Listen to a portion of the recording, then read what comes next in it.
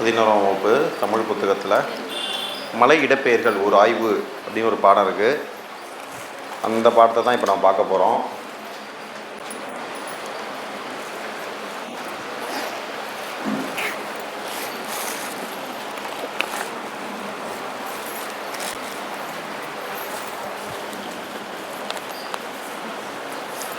இப்போ பார்த்தீங்கன்னா ஆர் பாலகிருஷ்ணன் இந்திய ஆட்சிப்பணின்னா ஐஏஎஸ், இந்தியன் அட்மினிஸ்ட்ரேட்டிவ் சர்வீஸ். சரிங்களா, அவ்வளோதான் எழுதியிருக்காரு. இதில் தொடக்கத்தில் பார்த்தீங்கன்னா திராவிடர்கள் அடிப்படையில் மலைவாழ் மக்கள் மலைநில மனிதர்கள் என்று அழைக்கிறார் கபில் சுபலபில். யாருங்க? கபில் சுபலபில். சரிங்களா, அவர் செக் நாட்டு அறிஞர். எந்த நாட்டு அறிஞர்? செக் நாட்டு அறிஞர். சரிங்களா, அவர் செக் நாட்டு அறிஞர். ஓகே, அப்போ அவர் தான் மலைநில மனிதர்கள் அப்படின்னு சொல்லி அழைக்கிறார். மலைநில மனிதர்கள்னு சொல்லி அழைக்கிறார். சரி தானே? தொடர்ந்து பார்த்தீங்கன்னா சேயோன் மேய மைவரை உலகம் என்று உரைக்கிறது தொல்காப்பியம். சேயோன் மேய மைவரை உலகம் என்று உரைக்கிறது தொல்காப்பியம். எதுங்க? தொல்காப்பியம் கூறுகிறது. சேயோன் மேயும் போது தொல்லை அப்படின்னு ஷார்ட்கட் போடுங்க. சேயோன் மேயும் போது தொல்லை. சேயோன் மேயும் போது தொல்லை. சேயோன் மேயும் போது தொல்லை. கேச்சா வேகமா? சேயோன் மேயும் போது தொல்லை. சேயோன் மேயும் போது தொல்லை. சரிதானே? சேயோன் என்ன அர்த்தம்? சரிங்களா, சேயோன் மேய மைவரை உலகம் நடத்தும். சரிங்களா, தொல்லைன்னா தொல்காப்பின்னு அர்த்தம். தொல்லை என்ன அர்த்தம்? தொல்காப்பின்னு அர்த்தம். சரிதானே? தொடர்ந்து பார்த்தீங்கன்னா என்ன சொல்லியிருந்திருக்காங்க? விண்பொரு நெடுவரை குறிஞ்சி கிழவ அப்படின்னு திருமுருகாற்றுப்படை கூறுகிறது. சரிங்களா, இது ஜிஎஸ் ஆஸ்பெக்டில் இந்த படம் பார்த்து வச்சுக்கிங்க. தமிழ் பண்பாடு கலாச்சாரம் அதில் கேட்கலாம். விண்பொரு நெடுவரை குறிஞ்சி கிழவ என்கிறது திருமுருகாற்றுப்படை. எந்த நூல் கூறுகிறது? திருமுருகாற்றுப்படை கூறுகிறது. திருமுருகாற்றுப்படையின் ஆசிரியர் நக்கீரர். யாருங்க? நக்கீரர். திருமுருகாற்றுப்படையின் ஆசிரியர் யாருங்க? நக்கீரர். இது திருமுருகாற்றுப்படை இல்லாமல் வேறொரு நூல் எழுதியிருக்காரு. என்னதுங்க? நெடுநல் வாடை. என்னதுங்க? நெடுநல் வாடை அப்படிங்கிற ஒரு நூல் எழுதியிருக்கார். நெடுநல் வாடை. சரிங்களா, நெடுநல் வாடை அப்படிங்கிற நூல் எழுதியிருக்காரு. திருமுருகாற்றுப்படை, நெடுநல் வாடை அப்படி 2 நூல் எழுதியிருக்கிறார். யாருங்க? நக்கீரர். யாருங்க? நக்கீரர். திருமுருகா நெடுநாளா வாடை அடிக்கிறது அப்படின்னு ஒரு ஷார்ட்கட் இருக்குங்க. திருமுருகா நெடுநாளா வாடை அடிக்கிறது.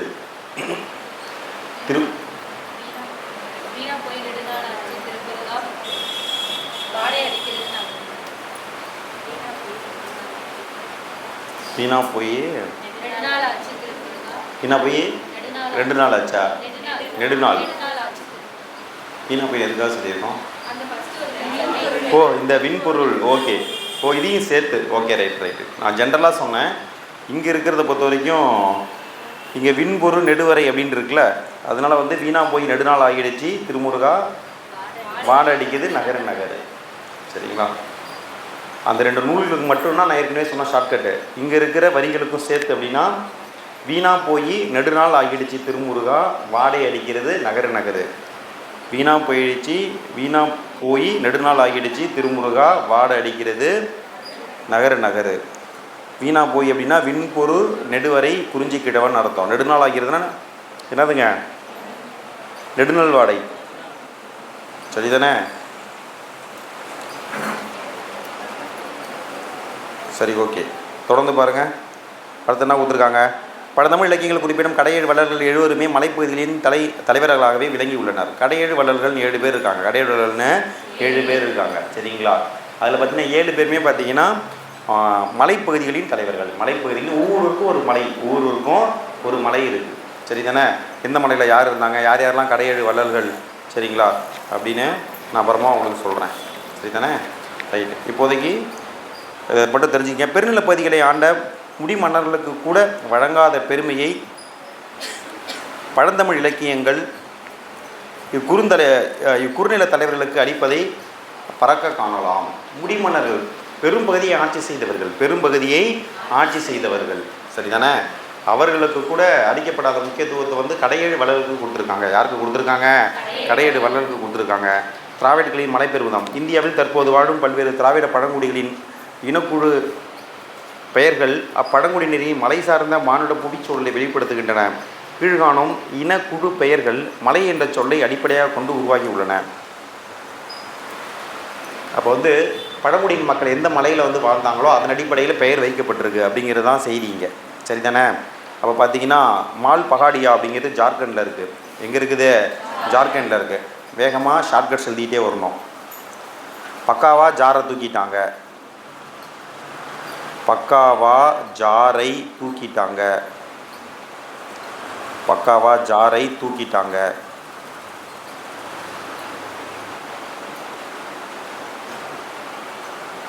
பக்காவா ஜாரை தூக்கிட்டாங்க.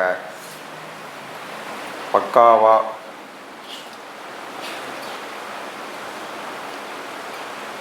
பக்காவா ஜாரை தூக்கிட்டாங்க.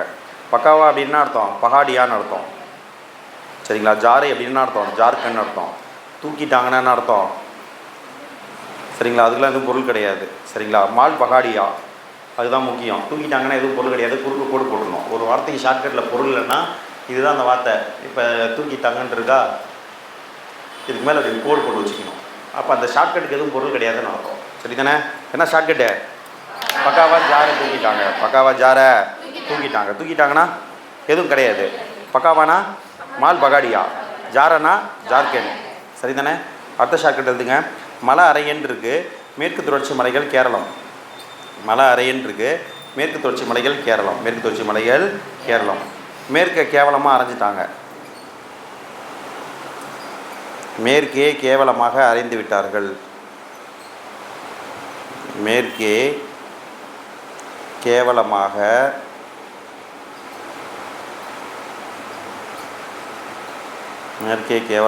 அரைஞ்சிட்டாங்க.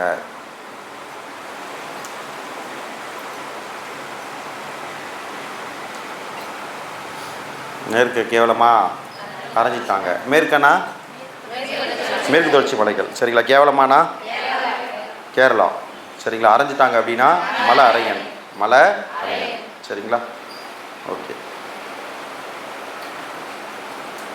அடுத்து பாருங்கள், மலைக்குறவன் இருக்குது. மலைக்குறவன் நெடுமங்காடு கேரளம். நெடுமங்காடு அது கேரளாவில் தான் இருக்குது. அது நெடுமங்காடு அப்படிங்கிற இடத்துல இருக்குது சரிங்களா.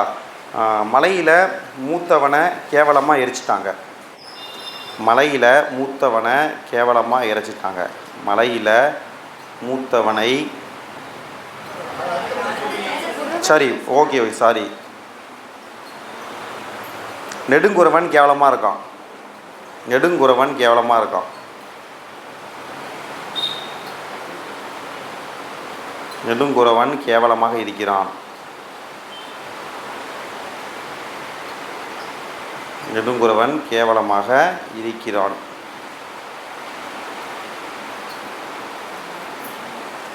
நெடுங்குறவன் கேவலமாக இருக்கிறான் சரிங்களா. நெடுங்குறவன் அப்படின்னா என்ன அர்த்தம்? குறவன்னா அப்படிங்கிறது வந்து நெடுமங்காடு. குறவன் அப்படின்னா மலைக்குறவன் சரிங்களா. கேவலமாக இருக்கான் அப்படின்னா கேரளான்னு அர்த்தம். கேவலமாக இருக்கான்னு அர்த்தம் கேரளான்னு அர்த்தம் சரிங்களா. அடுத்து பாருங்கள், மலைமூத்தன் இருக்குது. என்ன இருக்குங்க?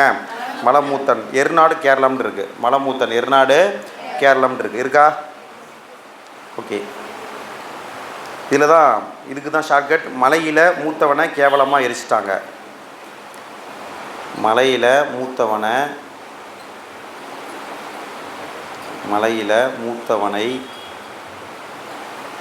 கேவலமாக எரிச்சிட்டாங்க. மலையில் மூத்தவனை கேவலமாக எரிச்சிட்டாங்க.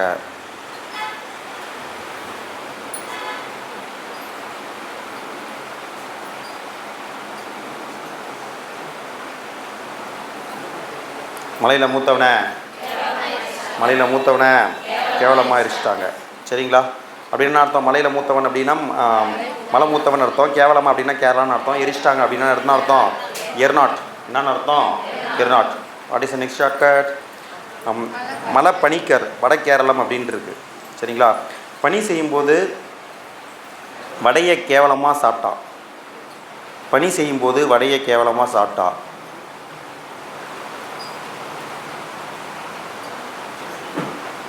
சரிங்களா? பணி செய்யும்போது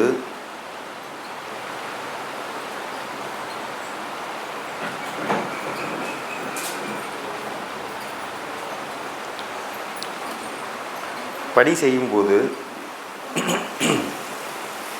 சரிங்களா வடையை கேவலமாக சாப்பிட்டா. வடையை கேவலமாக சாப்பிட்டா.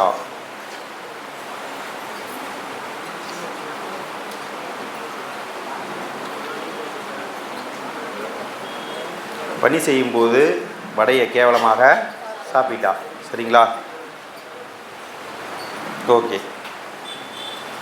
அப்போ பணி செய்யும்போது என்ன அர்த்தம்? பனிக்கர்னு அர்த்தம். சரிங்களா? கேவலமாக அப்படின்னா கேரளான்னு அர்த்தம். வடையை அப்படின்னா வட கேரளம்னு அர்த்தம். சரிதானே? எழுதியாச்சா ஷார்ட்கட்டை? வேகமாக டக்குன்னு. அடுத்து பார்த்தீங்கன்னா மலையன் இருக்குது. நான் இருக்குங்க மலையன் இருக்குது. அது பாலக்காடு கேரளம். பாலக்காடு கேரளம். மலையன் பாலக்காடு கேரளம். சரிதானே?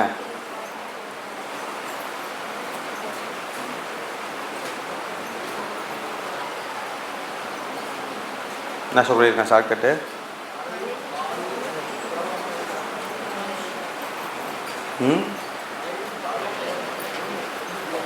ஷார்ட்கட் சொல்லையா? அப்படியா? என்ன எழுதிருக்கீங்க வேறு? ஓகே. இல்லை மலையில் ஏறுனா பால் ஊற்றிடுவாங்கன்னு சொல்லியிருக்கேன்.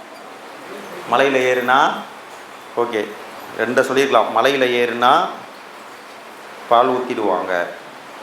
மலையில் ஏறுனா பால் ஊற்றிடுவாங்க. இல்லை மலையில் பால் கேவலமாக ஏறுறான் அப்படின்னு ஷார்ட்கட் சொல்லியிருக்கோம். மலையில் ஏறுனா பால் ஊற்றிடுவாங்க அப்படிங்கிறது ஒரு ஷார்ட்கட். சரிங்களா? ஓகே.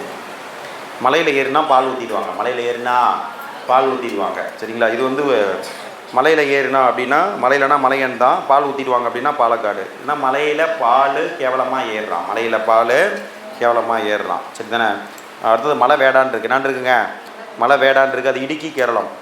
மலை வேடான் இருக்குது. இடுக்கி கேரளம். சரிங்களா? வேடன் இடுக்கில் கேவலமாக மாட்டிக்கிட்டான். வேலன் இடுக்கில்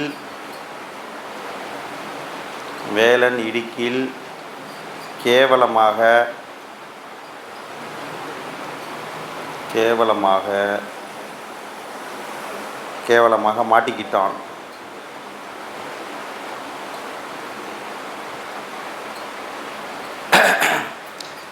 சரிங்களா? வேலன் சரிங்களா? வேலன் இடுக்கில் கேவலமாக மாட்டிக்கிட்டான். வேலன் இடுக்கில் கேவலமாக மாட்டிக்கிட்டான். வேலன்னு அர்த்தம் மலை வேடா அப்படின்னு அர்த்தம். சரிங்களா? வேடன்னா மலை வேடா அப்படின்னு அர்த்தம். இடுக்கில் அப்படின்னா இடுக்கின்னு அர்த்தம். கேவலம் அப்படின்னா கேரளான்னு அர்த்தம். சரிதானே? அடுத்து என்ன இருக்குது? மலையேறு தட்சிண கன்னடா. மலையேறு தட்சிண கன்னடா கர்நாடகா. கர்நாடகா எல்லாம் ஒன்று தானே? சரி ரைட்டு. மலை ஏறும்போது தட்சணை கொடுக்கணும் கர்ணாவுக்கு. மலை ஏறும்போது தட்சணை கொடுக்கணும். மலை ஏறும்போது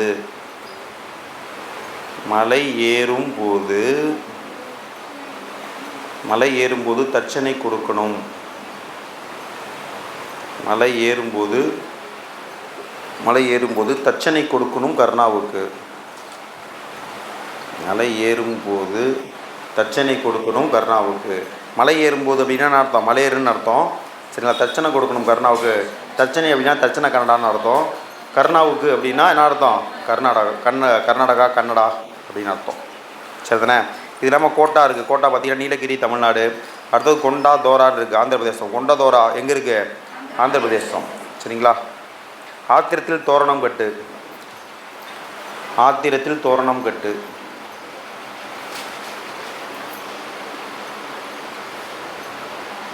ஆத்திரத்தில் தோரணம் கட்டு. ஆத்திரத்தில் தோரணம் கட்டு. ஆத்திரத்தில் தோரணம் கட்டு. ஆத்திரத்தில் என்ன அர்த்தம்? ஆந்திர பிரதேசம். ஆத்திரத்தில் என்ன அர்த்தம்? ஆந்திர பிரதேசம். சரிங்களா? தோரணம் கட்டுன்னு என்ன அர்த்தம்? சரிங்களா? கொண்டதோரா என்ன அர்த்தம்? கொண்டதோரா. அடுத்து என்ன இருக்குது? கோண்டு. சரிங்களா? கொய்டர் அப்படின்னு இருக்குது. அதெல்லாம் ஒடிசா. சரிங்களா? கோண்டு கொய்டர்லாம் எங்கே இருக்குது? ஒடிசாவில் இருக்குது. சரி தானே? கொய்யா சாப்பிட்டு கொன்னுட்டு ஓடிட்டாங்க. கொய்யா சாப்பிட்டு கொன்னுட்டு ஓடிட்டாங்க. கொய்யா சாப்பிட்டு கொன்னுட்டு ஓடிட்டாங்க. கொய்யா சாப்பிட்டு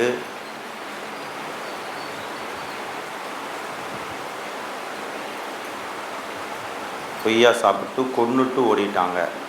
கொய்யா சாப்பிட்டு கொன்னுட்டு ஓடிட்டாங்க.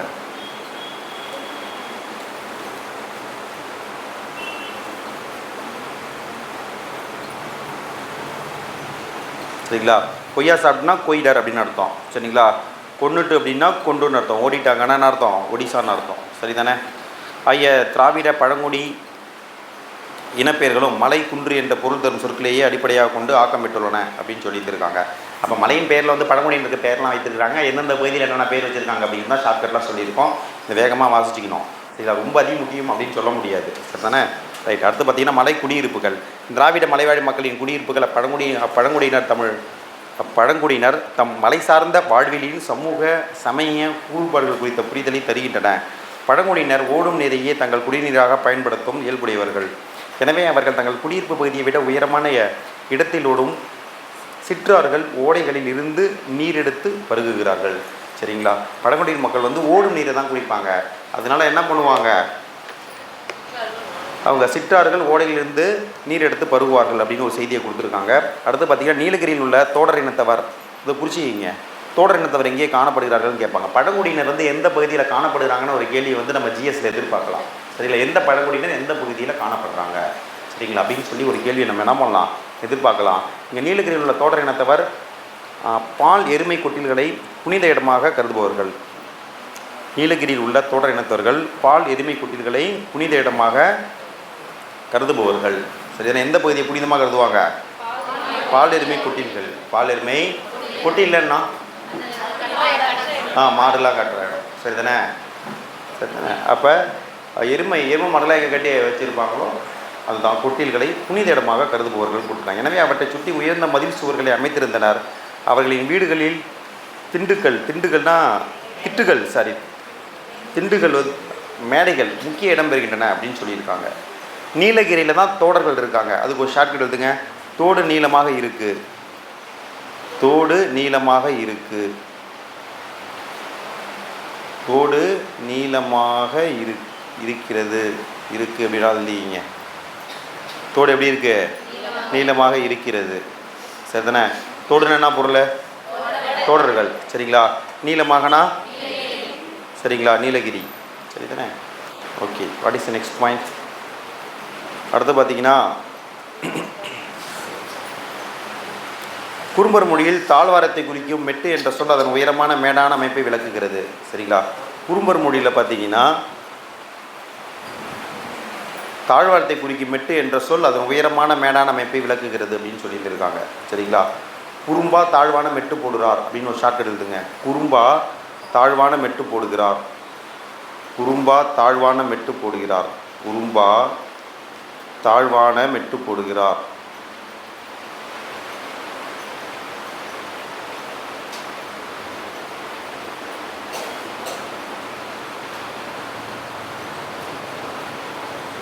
குறும்பா தாழ்வான மெட்டு போடுகிறார். குறும்பா தாழ்வான மெட்டு போடுகிறார். குறும்பான என்ன அர்த்தம்? குறும்பர் மொழின்னு அர்த்தம். தாழ்வானா தாழ்வாரத்தை குறிக்கும் சொல்லுன்னு அர்த்தம். மெட்டுனா மெட்டு தான். அது உயரமான மேடான அமைப்பை குறிக்கிறது அப்படின்னு கொடுத்துருக்காங்களா? What is the next one? ஆந்திராவிலும் ஒடிசாவிலும் உள்ள சரிங்களா ஜதாப்பு எனப்படும் திராவிட பழங்குடியிருப்புகள் பெரும்பாலும் மலை உச்சிகளில் அமைந்துள்ளன. ஆந்திரா அதுக்கப்புறம் ஒடிசா அங்கே பார்த்தீங்கன்னா யார் காணப்படுறாங்க? ஜதாப்பு அப்படின்னு திராவிட பழங்குடியினர் குடியிருப்பு இருக்குது. அந்த குடியிருப்பு பேர் ஏதோ ஒரு பகுதி சொல்லுவோங்களா? சரிதானே? இது அண்ணா நகர், காந்தி நகர் அப்படிலாம் சொல்லுவோம்ல. அதுபோல் அந்த குடியிருப்பு பகுதிக்கு பேர் என்ன சொல்லியிருக்காங்க அப்படின்னா ஜதாப்பு. குடியிருப்பு பகுதிக்கு பேர் என்னதாங்க? ஜதாப்பு. சரிங்களா? அவங்க மலை உச்சிகளில் அமைந்துள்ளனர் அப்படின்னு சொல்லியிருக்காங்க. ஷார்ட்கட் எழுதுங்க. ஜதா ஆத்திரத்தில் ஓடிவிட்டான். அங்கே ஜதாப்புன்னு இருக்குது. அங்கே என்னன்னு இருக்கு? ஜதாப்புன்னு இருக்குது. நம்ம ஷார்ட்கட் வந்து ஜதா ஆத்திரத்தில் ஓடிவிட்டான். ஆத்திரத்தில் ஓடிவிட்டான். ஜதா ஆத்திரத்தில் ஓடிவிட்டான்.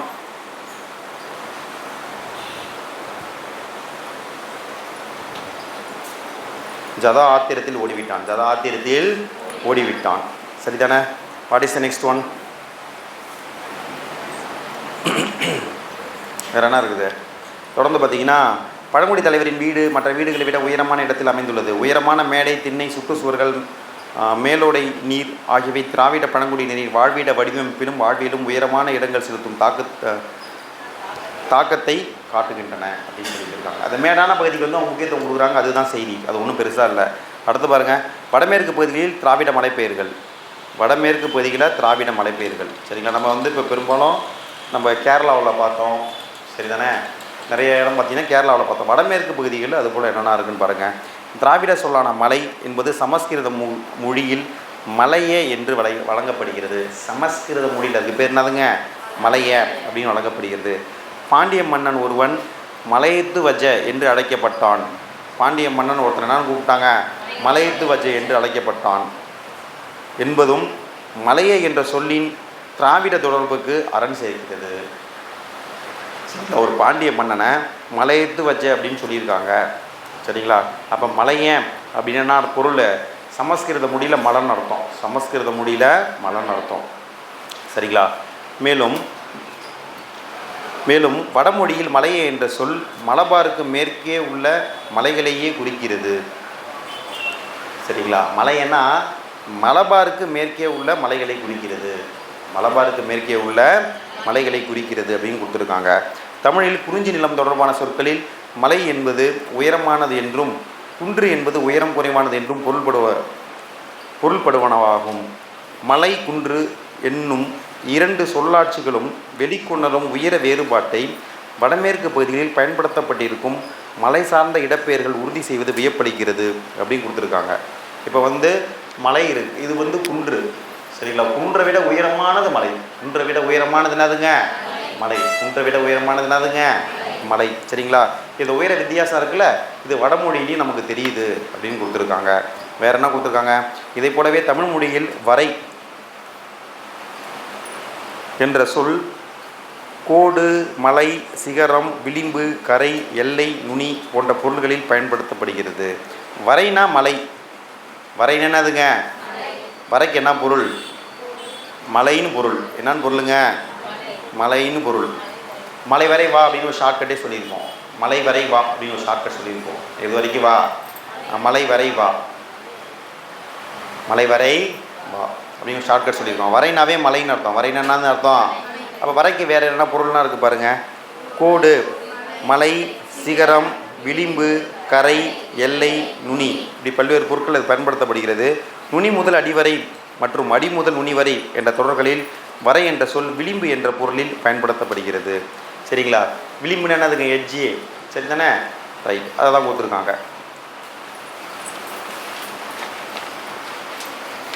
அடுத்து என்ன கொடுத்துருக்காங்க? ஓகே, அடுத்த பேராவில் எதுவும் திராவிட நிலப்பகுதியின் மலை தொடர்பான சொற்கள் சிந்துவெளி பண்பாட்டு நிலப்பகுதியின் தற்செயலாக வழங்கப்படவில்லை. அவை காரணம் கருதியே வழங்கப்பட்டன. சிந்துவெளி மற்றும் திராவிட மலைவாழ் மக்கள் அன்றாடம் புழங்கும் சொற்களில் காணப்படும் இத்தொடர்ச்சி சிந்திக்கத்தக்கது.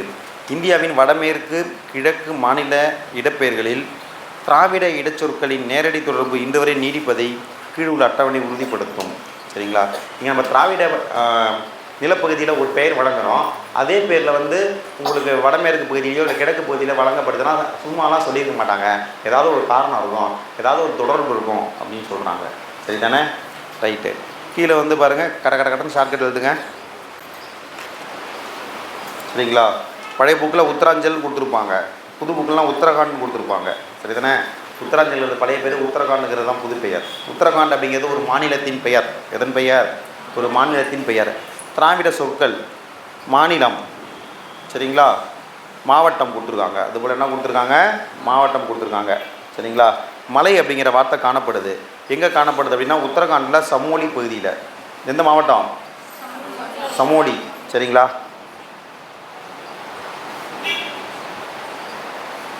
மலையில் உத்தராவை கண்டா சமாளி அப்படின்னு ஒரு ஷார்ட்கட் எழுதுங்க.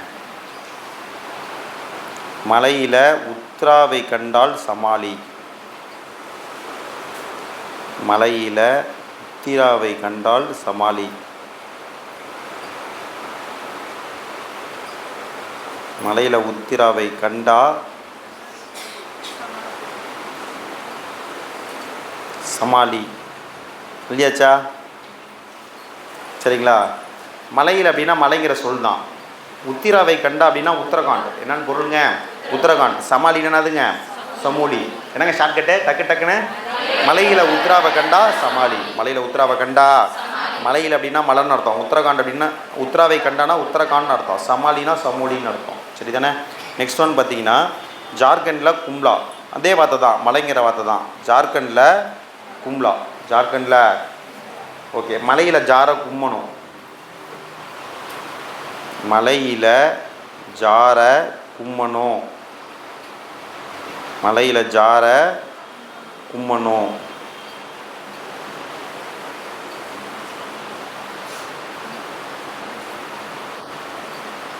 ஓகே. மலையில் ஜார கும்மணும். மலைனா மலை தான். ஜார அப்படின்னா ஜார்க்கண்டு. கும்மணும் அப்படின்னா கும்லா.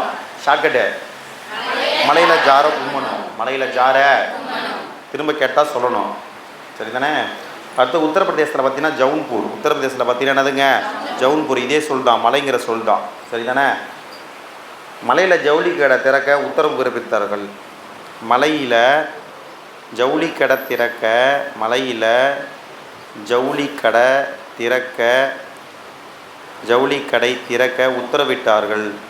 மலையில் ஜவுளி கடை திறக்க உத்தரவிட்டார்கள். மலையில் ஜவுளி கடை திறக்க உத்தரவிட்டார்கள். மலையில் ஜவுளி கடை திறக்க உத்தரவிட்டார்கள். மலையில் அப்படின்னா மலை தான். சரிங்களா? ஜவுளி கடை அப்படின்னா ஜவுன்பூர். உத்தரவிட்டார்கள் அப்படின்னா உத்தரப்பிரதேசம். சரிங்களா? உத்தரப்பிரதேசத்துக்கும் உத்தரகாண்டுக்கும் அந்த காண்டாயிட்டாங்க, இல்லை கண்டார்கள், அது போலலாம் சொல் வரும். அடுத்து பாருங்கள் வரை. வரைங்கிற சொல் பார்த்தீங்கன்னா குஜராத்தில் வல்சட். குஜராத்தில் எங்கே இருந்துச்சு? வல்சட் பகுதியில் காணப்பட்டது. சரி தானே?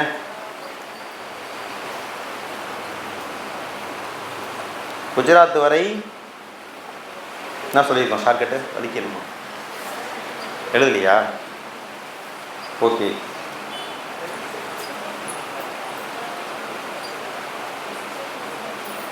குஜராத் வரை வலிக்கணும் அப்படின்னு எழுதிக்கிங்க. குஜராத் வரை வலிக்கணும். குஜராத் வரை வலிக்கணும். குஜராத் வரை வலிக்கணும். குஜராத் வரை வலிக்கணும். குஜராத் வரை வலிக்கணும். என்ன பொருள்? குஜராத்னா குஜராத்தில் காணப்படுகிறது. வரைனா வரைனா, வலிக்கணும் அப்படின்னா வல்சட். என்னதுங்க? வல்சட். சரி தானே? அடுத்து பாருங்கள் வரைங்கிற சொல் தான். எந்த சொல்? வரைங்கிற சொல் தான். சரிங்களா? மகாராஷ்டிராவில் தானே. மகாராஷ்டிராவில் தானே எங்கே இருக்கு? மகாராஷ்டிரா எங்கே படிச்சிருக்கோம்? மும்பை டு தானே வந்து முதல்ல ரயில் இயக்கப்பட்டது அப்படின்லாம் படிச்சிருக்கோம். மும்பை டு தானே. அப்போ தானே மகாராஷ்டிராவில் இருக்குது அப்படின்னு தெரியணும். புனே எங்கே இருக்குது? புனே எங்கே? புனே என்ற நகர் எந்த மாநிலத்தில் காணப்படுகிறது? எங்கங்க? மகாராஷ்டிரா தான். எங்கங்க? மகாராஷ்டிரா தான். சரி தானே? ரைட். ஓகே.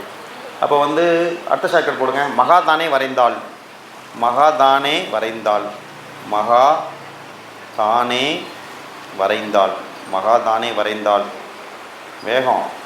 மகாதானே வரைந்தாள். மகாதானே வரைந்தாள். மகாதானே பாஸ் பண்ணுறோம் மட்டும் சொல்லிக்கிட்டே எழுதுங்க. மகாதானே வரைந்தாள். மகானா மகாராஷ்டிரா. தானேனா தானே தான். வரைந்தாள் அப்படின்னா வரைங்கிற சொல். சரிங்களா? அடுத்த சொல் பார்த்தீங்கன்னா அதே தான், வரைங்கிற சொல். எங்கே அப்படின்னா ஹிமாச்சல பிரதேசத்தில் காங்க்ரா. ஹிமாச்சல பிரதேசத்தில் காங்க்ரா. சரிங்களா? ஓகே. ஹிமாச்சல பிரதேசத்துக்கு நம்ம ஹெச்எம் அப்படின்னு ஷார்ட்கட் வச்சுக்கலாம். ஹிமாச்சல பிரதேசத்துக்கு என்ன ஞாபகம் வச்சுக்கலாம்? ஹெச்எம் அப்படின்னு ஞாபகம் வச்சுக்கலாம். சரிங்களா? ஷார்ட்கட். சரிங்களா?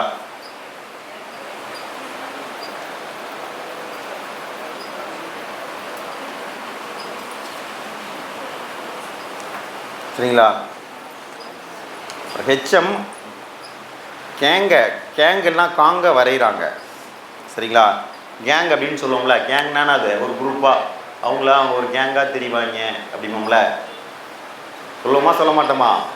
சரிங்களா? அதனால் ஹெச்எம் கேங்க வரைகிறாங்க. ஹெச்எம் எல்லாம் கேங்க காங்க வரைகிறாங்க. ஹெச்எம் என்ன பண்ணுறாங்க? காங்க வரைகிறாங்க. ஹெச்எம் கேங்க என்ன பண்ணுறாங்க? வரைகிறாங்க. சரிங்களா? ஒரு கேங் அப்படிங்கிற சொல் ஆங்கில சொல்ல பயன்படுத்துவோம்ல, அந்த ஞாபகம் வச்சுக்கோங்க. அடுத்தது பார்த்திங்கன்னா என்ன இருக்குது, மலா அப்படிங்கிற வார்த்தை சொல் இருக்குது. என்னங்கிறது மலாங்கிற சொல் இருக்குது. சரி தானே. அது பார்த்திங்கன்னா பஞ்சாபில் ஜலந்தர், பஞ்சாபில் ஜலந்தரில் காணப்படுகிறது, பஞ்சாபில் ஜலந்தரில் காணப்படுகிறது. மாலாவுக்கு பஞ்சாபில் ஜலதோஷம் பிடிச்சிருச்சு. மாலாவுக்கு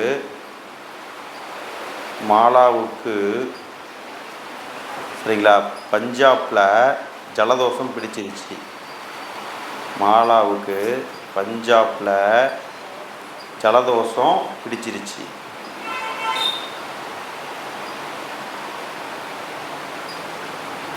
ஓகே, மாலாவுக்கு பஞ்சாபில் ஜலதோஷம் பிடிச்சிருச்சு. சரிங்களா. ஜலதோஷம்னா ஜலந்தர்னு அர்த்தம். என்னென்னு அர்த்தம், ஜலந்தர்னு அர்த்தம். What is the next one, ராஜஸ்தானில் ஆஜ்மீர், ராஜஸ்தானில் ஆஜ்மீர். எந்த சொல் அப்படின்னா மலாங்கிற சொல் தான். எந்த சொல், மலாங்கிற சொல் தான். சரி தானே. மாலா அச்சுன்னு தும்முறான்னு, மாலா அச்சுன்னு தும்முறான்னு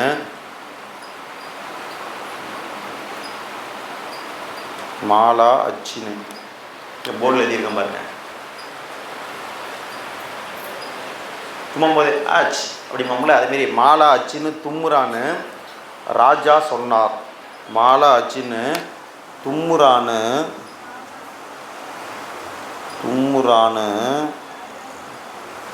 சரிங்களா, தும்முறான்னு யார் சொன்னா, ராஜா சொன்னார். யார் சொன்னா, ராஜா சொன்னார். சரிங்களா. மாலானா பொருள், சரிங்களா, மலா அப்படின்னு அர்த்தம். அச்சின்னு அப்படின்னா ஆஜ்மீர்னு அர்த்தம். ராஜா சொன்னார், தும்முறான்னு ராஜா சொன்னார். தும்முறான்னா எதுவும் பொருள் கிடையாது. சரிங்களா. ராஜா சொன்னாரா ராஜஸ்தான். சரிங்களா. அடுத்து பார்த்திங்கன்னா உடுப்பி. உங்களுக்கு உடுப்பி தெரியும், கர்நாடகாவில் தான் இருக்குது. உடுப்பி கர்நாடகாவில் தான் இருக்குதுன்னு தெரியும். சரி தானே. ஓகே, இருந்தாலும் ஒரு ஷார்ட்கட் போட்டுங்க. மாலா கர்ணாவை உடும்பு பிடியாக பிடிச்சிட்டாங்க. மாலா கர்ணாவை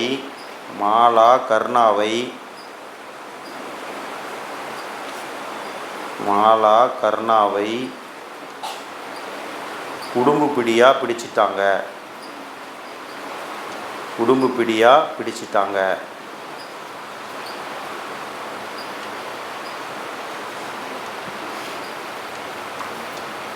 மாலா கர்ணாவை உடும்பு பிடியாக பிடிச்சிட்டாங்க. புரியாச்சா. ரைட்டு. மலான்னு தான் அர்த்தம். கர்நாடகா, உடுப்பி அப்படின்னா உடுப்பி அப்படின்னா அது தெரியும். உடும்பு பிடியானா உடுப்பின்னு அர்த்தம். சரிங்களா. தென்னிந்தியாவில் மலை என்ற இடப்பெயர்களில் சிறப்பிடம். தமிழ்நாட்டில் மலை என்ற சொல் 17 இடப்பெயர்களில் முன்னோட்டாகவும், முன்னோட்டுனா முன்னாடி வரும். சரிங்களா. 84 இடப்பெயர்களில் பின்னோட்டாகவும் இடம்பெறுகிறது. சரிங்களா. தமிழ்நாட்டில் மலை அப்படிங்கிற சொல் பார்த்திங்கன்னா 17 இடப்பெயர்களில் முன்னோட்டு, 84 இடப்பெயர்களில் பின்னோட்டாகவும் இடம்பெறுகிறது. சரி தானே. ரைட்டு. ஒரு ஷார்ட்கட் போடுங்க. தமிழ்நாட்டில் ஒரு ஏழை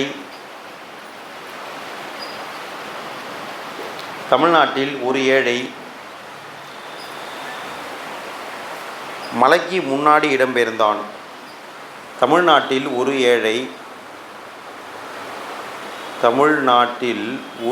ஏழை மலைக்கு முன்னாடி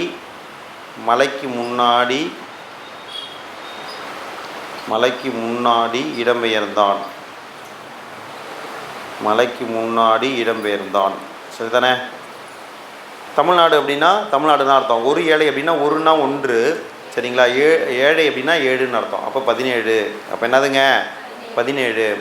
சரிங்களா. மலைக்கு முன்னாடி அப்படின்னா மலை அப்படிங்கிற சொல் பார்த்திங்கன்னா முன்னாடி அப்படின்னா முன்னோட்டாக வந்திருக்கு. இப்படி வந்திருக்கு, முன்னோட்டாக வந்திருக்குது. அடுத்து பார்த்திங்கன்னா 84 இடப்பெயர்களில் பின்னோட்டு. 84 இடப்பெயரில் பின்னோட்டு. தமிழ்நாட்டில் எப்படி நாங்கள் பின்னாடி இடத்தில் உட்காருவோம். தமிழ்நாட்டில் எப்படி நாங்கள் மலையில் பின்னாடி இடத்தில் உட்காருவோம். தமிழ்நாட்டில் எப்படி சரிங்களா நாங்கள் சரிங்களா. நாங்கன்னா என்ன பொருள், 4ன்னு அர்த்தம். எப்படின்னா 8ன்னு அர்த்தம். எப்படின்னாதுங்க 8, நாங்கன்னா 4. சரிங்களா. எப்படி நாங்கள் மலையில் பின்னாடி இடத்தில்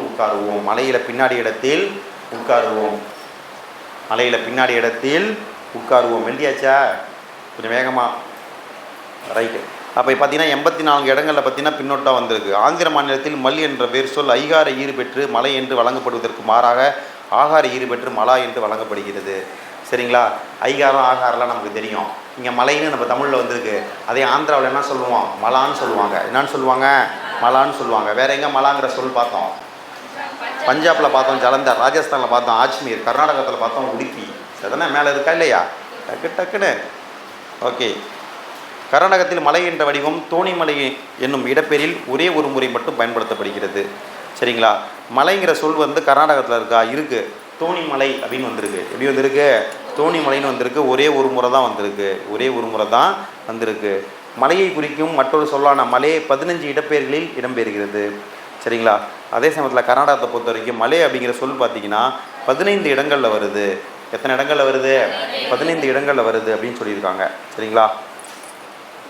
கர்ணா மலேவில் பாஞ்சான் அப்படின்னு ஒரு ஷார்ட்கட் போட்டுக்கோங்க. கர்ணா மலேவில் பாஞ்சான். கர்ணா மலேவில் பாஞ்சான். கர்ணா மலேவில் பாஞ்சான். கர்ணா மலேவில் பாஞ்சான். எழுதியாச்சா? கர்ணா மலேவில் பாஞ்சான் அப்படின்னு எழுதியாச்சா? சரி, ஓகே. கர்ணானா என்னதுங்க? கர்நாடகா. மலைனா மலைங்கிற சொல். பாஞ்சான் அப்படின்னா 15. சரி தானே? அடுத்து what is next one? Kerala மாநிலத்தில் 10 மலை விகுதி இடப்பெயர்கள் உள்ளன. மேற் சொன்ன மலை, மலா, மலை எனப்படும் சொற்கள் தென்னிந்தியாவின் எந்த மாநிலத்திலும் முன்னோட்டாகவும் பின்னோட்டாகவோ வருகின்றனவே அன்றி தனி சொல்லாக வழங்கப்படவில்லை. மலைங்கிற சொல் தனியாக வந்திருக்கா? வரல. திருவண்ணாமலைன்னு இருக்குது. திருவண்ணாமலைன்னு இருக்குது. சரிதானே? மலைக்கோட்டைன்னு பார்க்குறோம். நம்ம திருச்சியில் மலைக்கோட்டைன்னு பார்க்குறோம். இப்படி பேர்கள்லாம் இருக்குதுன்னு பார்க்குறோம். அப்போ ஏதாவது பார்த்தீங்கன்னா ஆனைமலைன்னு பார்க்குறோம். அப்போ வந்து இந்த மலைங்கிற சொல் முன்னோட்டா வரும்னா பின்னோட்டா வரும்? முன்னோட்டா எத்தனை இடத்துல வருது? 17. பின்னோட்டா எத்தனை இடத்துல வருது? 84 இடத்துல வருது. ஆனால் தனியாக அந்த சொல் வந்திருக்கானா? வரல. சரிதானே? ரைட்டு. அடுத்து பாருங்கள். தமிழ் மொழியில் கோட்டை என்ற சொல் காவல் மிகுந்த காப்பரன் கொண்ட மதில் சுவர்களால் சூழப்பட்ட கட்டமைப்பை குறிக்கிறது. சரிங்களா? தமிழ் மொழியில் பார்த்தீங்கன்னா கோட்டை அப்படிங்கிற சொல் பார்த்தீங்கன்னா காவல் மிகுந்த காப்பரன் கொண்ட மதில் சுவர்களால் சூழப்பட்ட கட்டமைப்பை குறிக்கிறது. கோட்டைனா சுற்றிலும் வந்து மதில் சுவர் இருக்கும், காம்பவுண்ட் வால் இருக்கும், ரொம்ப சேஃப்டியான இடம் அப்படின்னு சொல்லியிருக்காங்க. சரிதானே? திராவிட வேறு சொல் அகராதி கோட்டை என்ற சொல்லோடு தொடர்புடைய பல்வேறு திராவிட மொழி சொற்களை கீழ்வருமாறு பட்டியலிடுகிறது. சரிதானே? அப்போ தமிழில் பார்த்தீங்கன்னா கோட்டை கோடுன்னு சொல்கிறோம். தமிழில் என்ன சொல்கிறோம்? கோட்டை கோடுன்னு சொல்கிறோம். அதே மலையாளத்தில் கோட்டை கோடுன்னு சொல்கிறோம். கன்னடத்தில் கோண்டே அப்படின்னு இருக்குது. தெலுங்கில் கோட்டை, துளுவில் கோட்டே, தோடாவில் எப்படி சொல்கிறாங்க? குவாட் அப்படின்னு சொல்கிறாங்க. குவாட் மட்டும் இம்பார்ட்டண்ட்டாக பார்த்து வச்சுக்கிங்க. சரி தானே? பெரும்பாலும் இதெல்லாம் எக்ஸாமில் கேட்க மாட்டாங்க, நம்புவோமாக. Okay, what is next point? அடுத்தது போயிருங்க. ரைட்டு. இவ்வாறு எழுத்து வழக்கு கொண்ட திராவிட மொழிகள் மட்டுமல்லாமல் திராவிட பழங்குடி மொழிகளிலும் கூட கோட்டை என்ற சொல்லாக்கத்தின் வேர்களை இனங்காண முடிகிறது. இந்தியாவில் கோட்டை என்று முடியும் 248 இடப்பெயர்களும் தமிழ்நாட்டில் தான் உள்ளன என்பது குறிப்பிடத்தக்கது. இந்தியாவில் பார்த்தீங்கன்னா கோட்டைன்னு பேர் முடிகிற 248 இடங்கள் இருக்குது. அந்த 248 இடங்கள் எங்கே இருக்குது அப்படின்னா தமிழ்நாட்டில் தான் இருக்குது. எங்கே இருக்குது? தமிழ்நாட்டில் தான் இருக்குது. சரிங்களா? தமிழர் பண்பாடு, கலாச்சாரம், அதோட தொடர்புடைய விஷயம் அப்படின்னு கேட்டாங்கன்னா கேட்பதற்கு வாய்ப்பு இருக்குது. ஏதாவது ஜிஎஸ் ஆஸ்பெக்டில் கேட்க வாய்ப்பு இருக்குது. சரி தானே? ஒரு கொஷின் வரலாம். அதனால தான் இதுக்கு நம்ம இவ்வளோ மெனக்கெட்டு நடத்திக்கிட்டு இருக்கோம், பார்த்துக்கணும். சரிங்களா? இச்சொல் செயற்கையான காப்பரங்களான கோட்டைகளை கட்டி எழுப்பிய நகர நாகரிகத்தின் பின்னணியில் தோன்றியது என்பதை விட அதற்கும் தொன்மையான மலை சார்ந்த வாழ்வியல் சூழலில் உட்பட்டிருக்கும் என்பதுதான் உண்மையாக தோன்றுகிறது. சரிதானே? இது செயற்கையாக நம்ம அமைச்சிருப்பாங்களா? இல்லை. ஏற்கனவே மலை அடிப்படையில் இது வந்து ஒரேமாதிரி காப்பரன் வந்து அமைக்கப்பட்டிருக்கலாம், இது தொன்மையானதாக இருக்கலாம் அப்படின்னு சொல்லியிருக்காங்க. ஏனெனில் கோடு என்ற தமிழ் சொல்லுக்கு மலை உச்சி, சிகரம், மலை என்ற பொருளோடு வல்லரன், கோட்டை என்ற பொருள்களும் உண்டு. கோடுங்கிற சொல்லுக்கு என்னென்னா பொருள்? மலை உச்சி, சிகரம், சரிங்களா, மலை. அது இல்லாமல் வல்லரன், கோட்டை. சரிங்களா? இப்படிலாம் பேர்லாம் இருக்குது அப்படின்னு சொல்லியிருக்காங்க. அதனால் மலையரண், காட்டரண் போன்ற இயற்கை அரண்கள் மதில் சுவர்களால் அமைந்த செயற்கையான கோட்டைகளை விடவும் தொன்மையானவை. இதை போலவே சரிங்களா இதே போலவே கோடை என்னும் தமிழ்ச்சொல் மலை என்னும் பொருளில் வழங்குவதையும் இங்கே கவனத்தில் கொள்ள வேண்டும். கோடை அப்படிங்கிற சொல் அதையும் எதை குறிக்குது? மலைங்கிற பொருள் தான் குறிக்குது. கோடைங்கிற சொல்லும் எதை தான் குறிக்குது? மலைங்கிற சொல்ல தான் குறிக்குது அப்படின்னு சொல்லியிருக்காங்க. திராவிடர்களின் மலை பெருமிதத்தின் நீட்சியாக விளங்கும் இடப்பெயர்கள் வடமேற்கு நாடுகளான பாகிஸ்தான் மற்றும் ஆப்கானிஸ்தானின் நெடுமலைகளின் பெயர்களோடு பொருந்தி போகும் சான்றுகள் கண்டறியப்பட்டுள்ளன. இச்சான்றுகள் அப்பகுதியில் திராவிடர்கள் வாழ்ந்ததற்கான அடையாளங்களை உறுதி செய்வதோடு மலை இடப்பெயர் ஆய்வுகளின் இன்றைய வளர்ச்சி போக்கினை வெளிப்படுத்துவதாகவும் அமைந்துள்ளன அப்படின்னு கொடுத்துருக்காங்க. பெருசாக செய்திகள் எதுவும் இல்லை, சரிங்களா? மேலே பார்த்தீங்கன்னா கேவிடி காம்ப்ளெக்ஸ்னு ஒன்று கொடுத்துருக்காங்க. என்னென்னு கொடுத்துருக்காங்க? கேவிடி காம்ப்ளெக்ஸ்னு ஒன்று கொடுத்துருக்காங்க. கொற்கை வஞ்சி தொண்டி வளாகம், கொற்கை வஞ்சி தொண்டி வளாகம், சரிங்களா?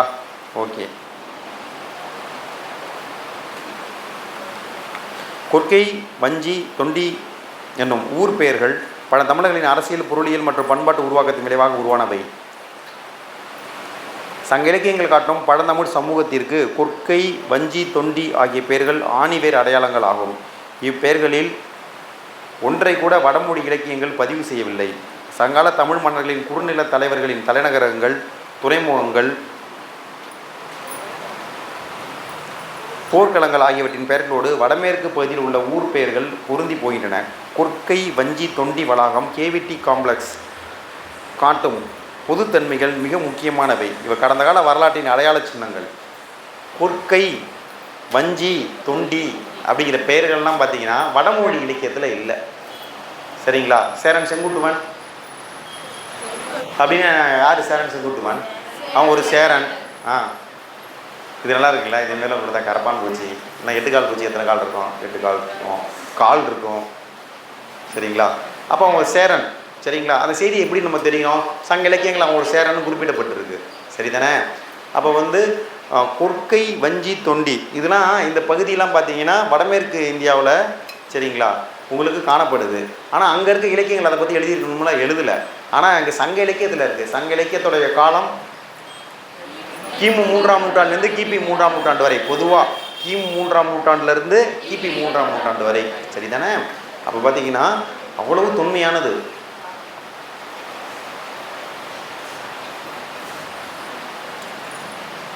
சரிதானங்க? அப்போ ரொம்ப பழமையான சங்க இலக்கியங்களில் அதன் பெயர்கள்லாம் இருக்குது. அதனால் அந்த பகுதியில் திராவிடர்கள் வாழ்ந்துருக்கலாம். திராவிடர்களுக்கும் அந்த பகுதிகளுக்கும் தொடர்பு இருக்குது. இல்லைனா அப்படி பேர் வைக்க வாய்ப்பு இல்லை, சரிதானே? அப்படி பேர் வைக்க வாய்ப்பு இல்லை அப்படின்னு சொல்லியிருந்துருக்காங்க. இந்த நூல்வெளி இவரை பற்றி கொடுத்துருக்காங்க பாருங்கள். இந்தியவியல் மற்றும் திராவிடவியல் ஆய்வாளரான ஆர் பாலகிருஷ்ணன் ஆப்பானா ஐஏஎஸ் 25 ஆண்டுகளாக இடப்பெயராய்வில் ஈடுபட்டு வருகிறார். வடமேற்கு இந்தியாவில் இன்றுவரை வடக்கில் உள்ள கொற்கை வஞ்சி தொண்டி வளாகத்தை ஆய்வுலகத்தின் கவனத்திற்கு கொண்டு வந்தவர் இவர் தான் கொண்டு வந்தார். தினமணி நாளிதழ் துணை ஆசிரியராக இருந்திருக்காரு. தினமணி நாளிதழ் என்ன பண்ணியிருக்காரு? துணை ஆசிரியராக இருந்திருக்காரு. அது மட்டும் இல்லாமல் கணையாழி இலக்கிய இதழின் ஆலோசகர் குழுவிலும் தீவிர பங்காற்றியிருக்கிறார். அன்புள்ள அம்மா சிறகுக்குள் வானம் உள்ளிட்டவை இவர் தம் நூல்கள். என்னென்ன நூல் எழுதியிருக்காரு? அன்புள்ள அம்மா சிறகுக்குள் வானம் இவரது நூல்கள். 1984ஆம் ஆண்டு இந்திய ஆட்சிப்பணி தேர்வை, 1984 பார்த்தீங்கன்னா இந்திய ஆட்சிப்பணி தேர்வு ஐஏஎஸ் தேர்வு முதலாக முழுவதுமாக தமிழிலே எழுதி முதல் முயற்சியிலேயே தேர்ச்சி பெற்றவர். இவர் ஐஏஎஸ் எக்ஸாமே தமிழ் எழுதி என்ன பண்ணிடுறாரு? பாஸ் ஆகியிருக்காரு, சரிதானே? தற்போது ஒடிசா மாநிலத்தில் அது முன்னாடி இருந்தது, இப்போ ரிட்டர்ன்லாம் ஆகிட்டார். தற்போது ஒடிசா மாநிலத்தில் கூடுதல் தலைமைச் செயலாளர் மற்றும் மாநிலத்தின் வளர்ச்சி ஆணையராக பொறுப்பில் இருக்கிறார் அப்படின்னு சொல்லியிருந்திருக்காங்க. அவர் ரிட்டையர்ட் ஆகிட்டார். இவர் பாடப்பகுதி பார்த்தீங்கன்னா சிந்துவெளி பண்பாட்டின் திராவிட அடித்தளம் என்னும் இவரது நூலிலிருந்து எடுத்தாளப்பட்டது. எக்ஸாம்பிள் என்ன கேட்கலாம்? சிந்துவெளி பண்பாட்டின் திராவிட அடித்தளம் நூலின் ஆசிரியர் யாருன்னு கேட்கலாம். யாருங்க? பாலகிருஷ்ணன்.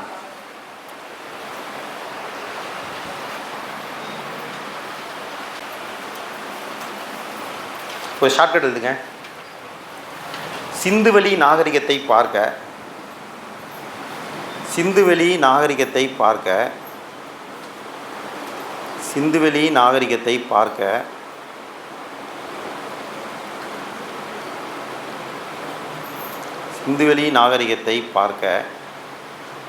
சரிங்களா? சிந்துவெளி நாகரிகத்தை பார்க்க சிறகுடன் வா என்று சிறகுடன் வா என்று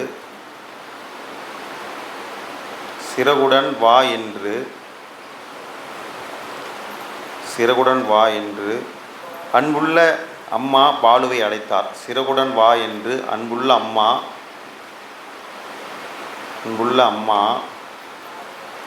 பாலுவை அழைத்தார். அன்புள்ள அம்மா பாலுவை அழைத்தார். சரிதானே? சிந்துவெளி நாகரிகத்தை அப்படின்னா சிந்துவெளி பண்பாட்டின் திராவிட அடித்தளம் அப்படிங்கிற நூல். சரிங்களா?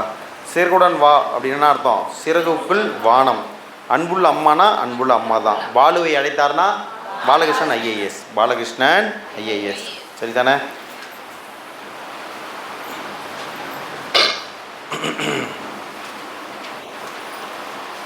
ஓகே. இவர் வந்து தினமணியில் இருந்திருக்காரு. எதில் இருந்திருக்காரு? தினமணியில் இருந்திருக்காரு. அதுக்கப்புறம் கணையாழி ஆலோசகர். தினமணியில் வந்து துணை ஆசிரியர். தினமணியில் பார்த்தீங்கன்னா 4 இதழ்னா டெய்லி. சரிங்களா? Newspaper. அது தினமணின்னு ஒரு நியூஸ் பேப்பர் இருக்குது. சரிதானே? அப்போ daily. Okay. What is the next one? Kanaiyazhi அதோடைய இலக்கிய அப்படிங்கிற இலக்கிய நூலுடைய ஆலோசகர். யாருங்க? ஆலோசகர். சரிங்களா? கணையாழின்னா என்ன? மோதிரம். சரிங்களா? அப்போ வந்து இதேமாரி பாலா வந்து என்ன பண்ணியிருப்பார்? கணையாழி அணிந்திருப்பார். இல்லை, பாலா கணையாழி அணிய ஆலோசனை கூறுவார். பாலா கணையாழி அணிய ஆலோசனை கூறுவார். பாலானா என்ன பொருள்? பாலகிருஷ்ணன் ஐஏஎஸ். சரிங்களா? கணையாழி அப்படின்னா கணையாழி அப்படிங்கிற இதழுடைய சரிங்களா அணிய ஆலோசனை தருவார்னா ஆலோசகராக இருந்திருக்காரு. சரி தானே? ரைட்டு. அடுத்து காவடி சிந்து இருக்குது. என்ன இருக்குதுங்க? காவடி சிந்து இருக்குது. சரிங்களா? நூல்வெளி பாருங்கள். முதல்ல 19ஆம் நூற்றாண்டைச் சேர்ந்த சென்னிக்குளம் அண்ணாமலையார் பாடிய காவடி சிந்து அருணகிரியாரின் திருப்புகழ் தாக்கத்தால் விளைந்த சிறந்த சந்த இலக்கியம். சரிங்களா? இது வந்து திருப்புகழ் அப்படிங்கிற ஒரு நூல். திருப்புகழ்னு ஒரு நூல். அதோடைய ஆசிரியர் யாருங்க? அருணகிரியார். அதோடைய ஆசிரியர் யாருங்க? அருணகிரியார். சரிங்களா? கெத்து அப்படின்னு ஒரு படம் இருக்குது, தெரியுமா? ஓகே. கெத்துன்னு ஒரு படம் இருக்குது. அந்த கெத்துங்கிற சொல் வந்து தமிழ் சொல்லலாம் அப்படின்னு ஒரு சந்தேகம் வந்துருச்சு. ஏன்னா ஒரு படத்துடைய பெயரை வந்து தமிழில் வச்சாங்கன்னா சில வரி விலக்குகள் சில சலுகைகள்லாம் கொடுப்பாங்க. அப்போ கெத்துன்னு ஒரு பேரை வச்சுட்டாங்க, அது தமிழ் சொல்லா அப்படின்னு ஒரு சந்தேகம் வந்துருச்சு. அப்போ ஆராய்ந்து பார்த்தா சரிங்களா உங்களுக்கு அருணகிரி நாதருடைய திருப்புகழ் அப்படிங்கிற நூலில் சரிங்களா அந்த கெத்து அப்படிங்கிற சொல் வந்து இடம்பெற்றிருக்கு. அதனால் அது தமிழ் சொல்லு தான் அப்படின்னு சொல்லிட்டாங்க. இது ஒரு செய்தி, ஒரு நாளிதழில் வந்த செய்தி இது. சரிதானே? இதெல்லாம் எதுக்காக சொல்கிறோம் அப்படின்னா யார் வந்து சரிங்களா திருப்புகழ் எழுதுனது? அருணகிரியார். யாருங்க? அருணகிரிநாதர்ம்பாங்க. அவர் என்ன சொல்லுவாங்க? அருணகிரிநாதர் அப்படின்னு சொல்லுவாங்க. அருணகிரியார். அவருடைய பாடலுடைய விளைவு தான் சரிங்களா தாக்கம்தான். சரிதானே? இந்த சிந்து அப்படிங்கிற சந்த இலக்கியம். இந்த காவடி சிந்து வந்து அருணகிரியாருடைய திருப்புகழ் தாக்கத்தால் விளைந்த சிறந்த சந்த இலக்கியம் அப்படின்னு கொடுத்துருக்காங்க. சரிதானே? இப்பாடலின் மெட்டு அண்ணாமலையாராலேயே அமைக்கப்பட்டதாகும். சரிங்களா? எழுதினவரும் அவர் தான். இதுக்கு பாட்டுக்கு மெட்டு அமைத்தவரும் யார் தான்? அண்ணாமலையார். யாருங்க? சென்னிக்குளம் அண்ணாமலையார். யாருங்க? சென்னிக்குளம் அண்ணாமலையார். சரிதானே? தமிழில் முதலில் வண்ணச்சிந்து பாடியதால் காவடி சிந்தின் தந்தை என அழைக்கப்பட்டார். சரிங்களா? இவர் என்ன அழைக்கிறோம்? காவடி சிந்தின் தந்தைன்னு அழைக்கிறோம். காவடி சிந்தின் யார்? அண்ணாமலையார். சென்னிக்குளம் அண்ணாமலையார். சரிதானே?